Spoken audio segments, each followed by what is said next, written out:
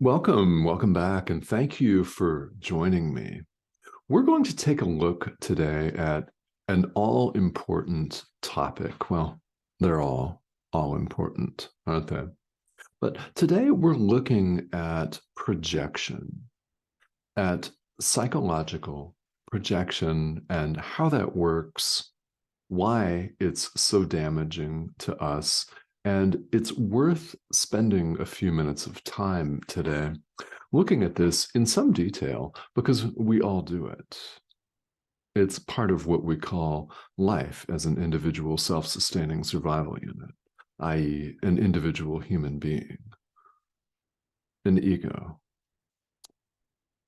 It's part of our experience, and it is damaging.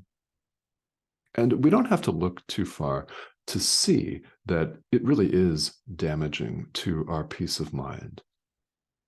It is. And in the process here in the world, it ruins our self-esteem. It ruins our relationships. It ruins our relationship with ourself. It ruins our relationships with our brother. It creates all kinds of havoc. And what's going on here is it's almost all unconscious.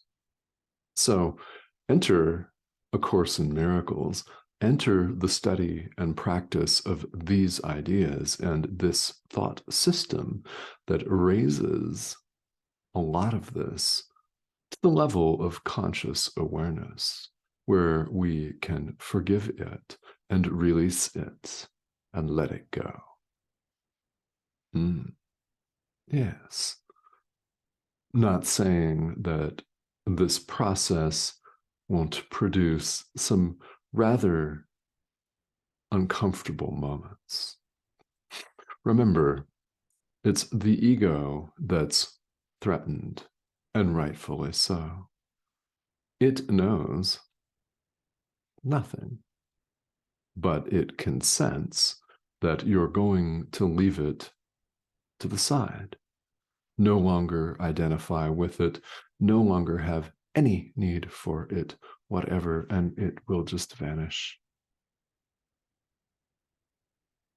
Jesus tells us here in the Course that that is the one thing that the ego is correct about, is that we will all eventually, when, I don't know, but we will all leave it to the side, set it aside, unnecessary, completely. So what's projection? Well, we're moving on to another very packed with meaning section of A Course in Miracles, Chapter 6, Section 2. It's entitled The Alternative to Projection. So here in this video today, we're just going to take a look at the foundations of projection and get an idea of what it is and why that is so damaging. Now, here in the world, in common parlance and in modern psychology and on a lot of people's social media feeds, there's a good bit of mention of projection. And we can say that someone who's behaving badly is projecting. But what does that actually mean?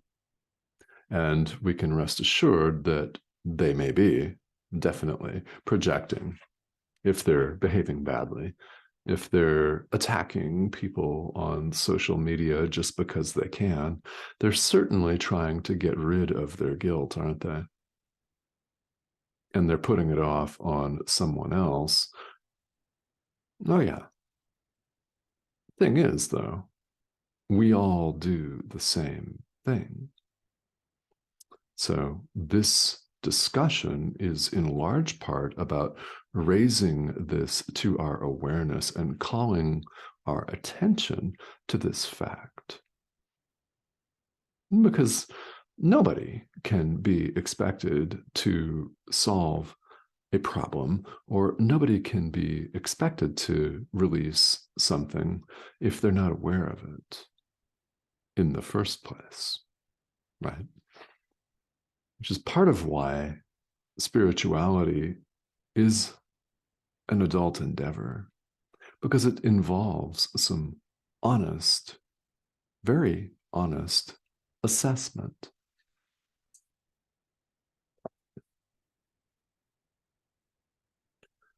So our minds here, as we run around in the world, are split. This doesn't take a lot of intellectualizing to grasp because we're all torn. Think of how we feel great one moment and then disgusted or disgusting the next. There is an ebb and flow, and it's a high and low, and it's almost like a yo-yo at times. One minute you're on top of the world, feeling powerful and great and joyous and connected and loving, and then you are triggered and you want to lash out in hatred at your brother. And maybe you do, but we all do this. We all experience this yo-yo, and it's a split in mind. One part of our mind wants to believe in our ego identity, our individuality, and there's a part of our mind that's sane, our inner teacher, to whom we would all do well to listen. This is the voice for God, the Holy Spirit, or whatever you wish to call it. It's your inner teacher that, if you allow him, her, it to do so, can direct you and guide you in every situation in life. Your inner teacher speaks for God. And we're invited to allow our inner teacher to decide for God for us. We have to allow that very, very important part of spiritual practice. So while our mind is split, we suffer because we vacillate, don't we? We alternate between feeling great, feeling awful, between extending forgiveness and love and blaming and condemning, all at the same time, almost, it seems like. And it's a constant push and pull, which if you find it exhausting, yeah, it's exhausting. It's exhausting to have a split mind. And we know deep down that only a whole mind can know God. And we do this by acknowledging the wholeness, the oneness of God's creation. This is another way of saying we wake up by learning this course, by truly forgiving the Son of God, the world, the ego itself, everything and everyone, including yourself. You are not excluded from this. So we wake up to our whole mind by trusting our inner teacher and allowing our inner teacher to direct our forgiveness. And it's by recognizing the wholeness of God's creation that we do this, i.e., true forgiveness. We recognize the essential oneness of everything that lives. Oneness, no separation. So while we have a split mind, the ego maintains its self, its illusory self, let's add, through projection. And here's how it works. When we judge ourselves as separate, when we see ourselves as separate, when we choose, because it's a choice, to see ourselves as separate from God, separate from our brother, therefore, and separate from every living thing, an individual self-sustaining survival unit that has to compete with other self-sustaining survival units for what we deem to be extraordinarily scarce resources, our little slice of the pie. There's no pie. There isn't. There's only limitlessness. But when we choose to see ourselves as limited, we maintain this supposed separation through projection. What we project, we disown. We want to get it away from us. In other words, deep unconscious guilt at having thrown the kingdom of heaven away, which we really haven't, but we believe we have, don't we? So the deep unconscious guilt that this entails cannot be handled by us. We can't stand it. We can't deal with it. So we get it as far away from us as we possibly can. We project it. We push it out onto the world itself, to other people, to other groups of people. We want to, and we attempt to get rid of it, to dissociate it. When you read in the Course, and the Course talks about dissociating, it's saying, no, this is not me. It's not mine. Here, it's on you. And all of the attendant blame that goes along with hating our brother, upon whom we project our own guilt and fear. So it involves a couple of things that are very easy to overlook when we're in the heat of the moment and scrolling our social media feed and judging and lashing out at people who've posted all of this nastiness, disinformation, maybe just because they can. They have a platform to do it that's just been gifted them. And here they are. Are you doing the same? Just asking. When we're going through this and we're projecting, we're dissociating. We want to get this fear. We want to get this guilt that we ourselves are feeling as far away from us as we possibly can. So we put it off on others. They appear to be others, and we judge them as so, as separate. We judge ourselves as separate from them. We judge them as separate from us.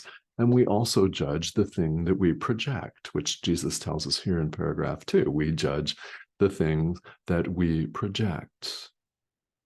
We label them as wholly undesirable and like a hot potato that you've got to get rid of or it will burn you. Get it away. So as we do this, we heap judgment upon judgment. We continue to judge. We judge ourselves. We judge other people. We judge our brother. We judge the thing that we're projecting. And through this constant judgment, the separation is maintained in our minds. Our mind remains split.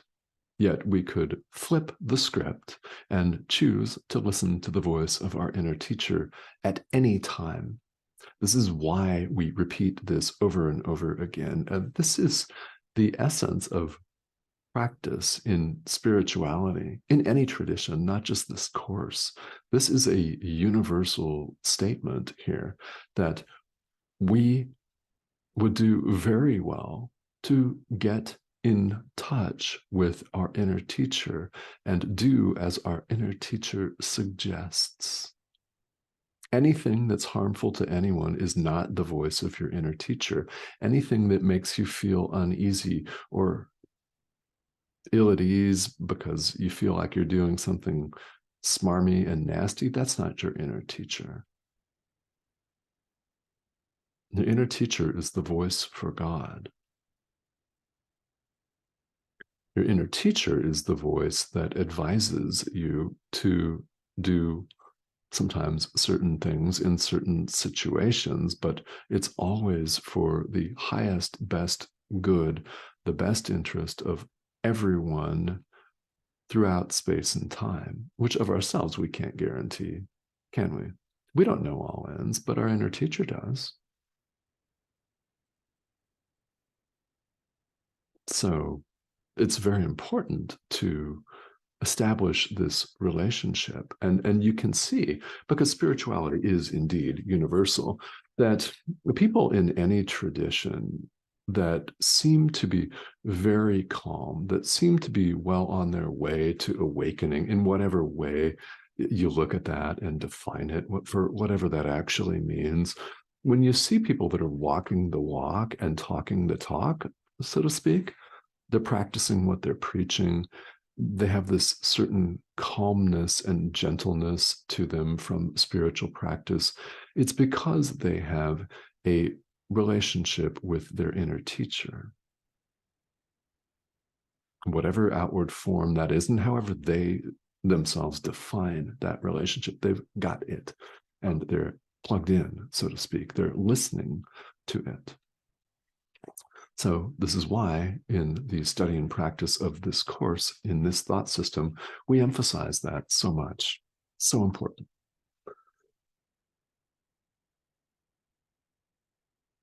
So as we're projecting, we're judging our brother, we're judging the thing that we project, fear, guilt. So it comes across as condemning or blaming someone else for something that they appear to have done here in the world. What we're also dissociating is any sense of responsibility. We're keeping the acknowledgement that we're really attacking ourselves out of our awareness when we're blaming someone else. It's their fault. We choose not to believe in these instances that we're really attacking ourselves. And how can we say that we're attacking ourselves? There's no separation of any kind. There's no separate brother. It's not separate. Your brother is not separate from you. There's only perfect oneness. So when you attack anyone, who are you attacking? Yourself. And when we're projecting, we choose not to see this. We dissociate that as well. And we attempt to convince ourselves that, nah, it's his fault, it's her fault. They're scum. How could they do that? And we continue our little cycle of blame over and over again.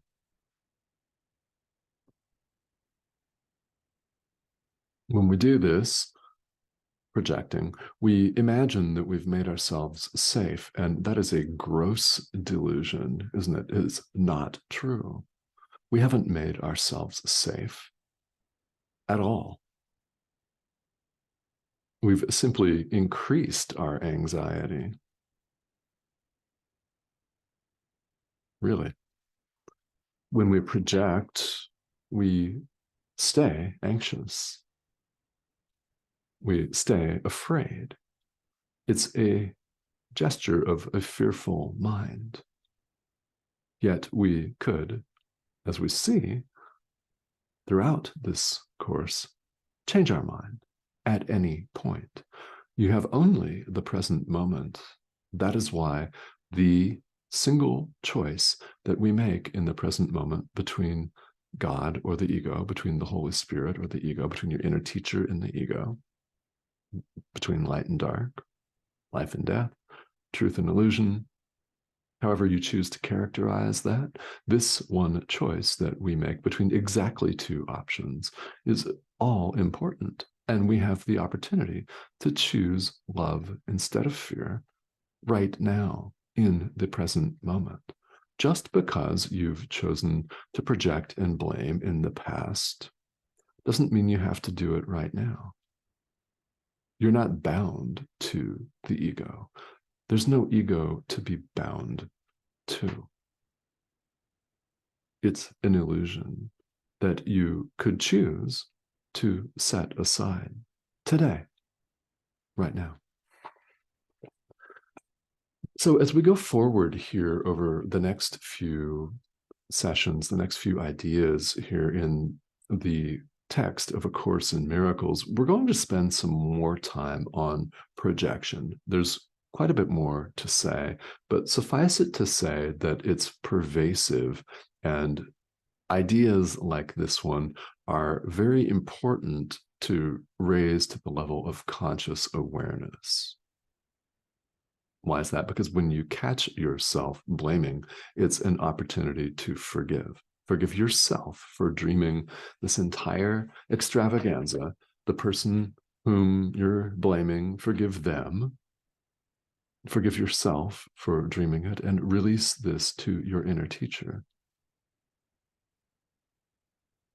Lovingly, peacefully release this.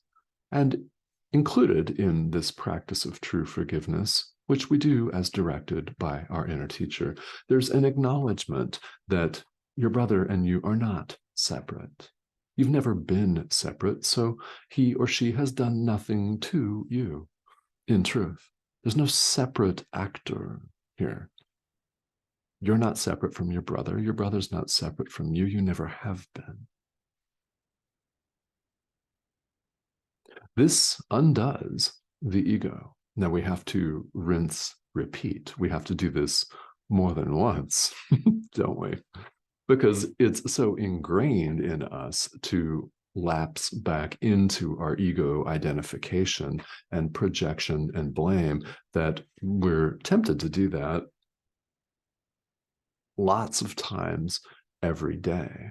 So the awareness of this is very, very important. Because if you don't catch yourself doing it, how can you expect yourself to do something differently if you're not aware that it's going on? So the purpose of this discussion is to raise projection to the level of conscious awareness for you so that you may become aware of it and set it aside. All right. So as we go forward, there are a number of questions that may arise. This is typical of spiritual inquiry in any tradition, but especially this one, right? So if you have questions or comments, I'd love to hear from you. Please feel welcome to leave them here. And the subscription button's the red arrow over here in the corner. If you haven't yet subscribed, please go ahead and do so. We'd love to have you here. And this weekend, today's Saturday where I'm recording it, I'm actually taking a week off of the live stream, but I'll be back on that next week, and I'll be back with more details about that as we go forward. So have a great rest of your day or evening, wherever you are, and let's continue to remain aware. Awareness is so important here on the path, isn't it? It is. So we truly forgive our brother, and in the process, we're really forgiving ourselves. It's a powerful practice. So we continue to do it. All right. Thank you for joining me. I'll see you soon.